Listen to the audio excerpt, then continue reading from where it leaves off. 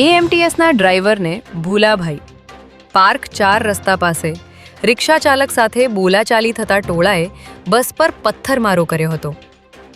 રિક્ષા ચાલક ધીમી રિક્ષા ચલાવતો હોવાથી એએમટીએસ બસના ચાલકે તેને ટોક્યો હતો અને બાદમાં તેને રિક્ષા ઊભી રાખી હતી, જે બાદ મામલો ઉગ્ર બનતા સ્થાનિક લોકો ભેગા થઈ ગયા હતા અને તેઓએ ડ્રાઈવરને ઉતારી માર મારતા ડ્રાઈવર ત્યાંથી ભાગી છૂટ્યો હતો.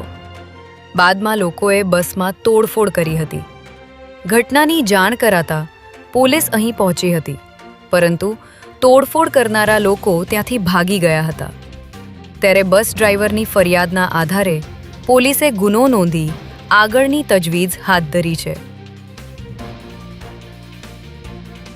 રાજ્યના આર્થિક પાટનગર ગણાતા અમદાવાદના કાલુપુર રેલવે સ્ટેશનનું રીડેવલપમેન્ટ ચાલી રહ્યું છે, ત્યારે ભવિષ્યમાં થનારા ટ્રાફિકને ધ્યાનમાં રાખીને રેલવે સ્ટેશનની આસપાસના વિસ્તારમાં રોડ પહોળા કરવા માટેની પ્રક્રિયા કોર્પોરેશન દ્વારા કરવામાં આવી છે, જેમાં કાલુપુર તરફ અવરજવર કરનારા રોડને આગામી દિવસોમાં પહોળા કરવામાં આવશે, જેના માટે મ્યુનિસિપલ કોર્પોરેશન દ્વારા કાલુપુર રેલવે સ્ટેશનની આસપાસ સર્વે કરવામાં આવ્યો છે, જેમાં ખાસ કરીને કાલુપુર 4 રસ્તાથી સ્ટેશન સુધીનો ટ્રાયએંગલ વિસ્તાર, જે હાલમાં 80 મીટરનો છે, તેને વધારીને 100 મીટર કરવાનો પ્લાન તૈયાર કરવામાં આવી રહ્યો છે.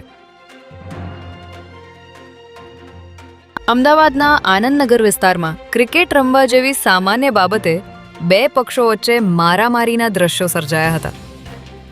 આનંદનગર વિસ્તારમાં આવેલી સ્કારલેટ સોસાયટીમાં રાતના સમયે બાળકો ક્રિકેટ રમી રહ્યા હતા, ત્યારે બાળકો વચ્ચે થયેલો ઝઘડો તેમના માતા પિતા સુધી પહોંચ્યો હતો.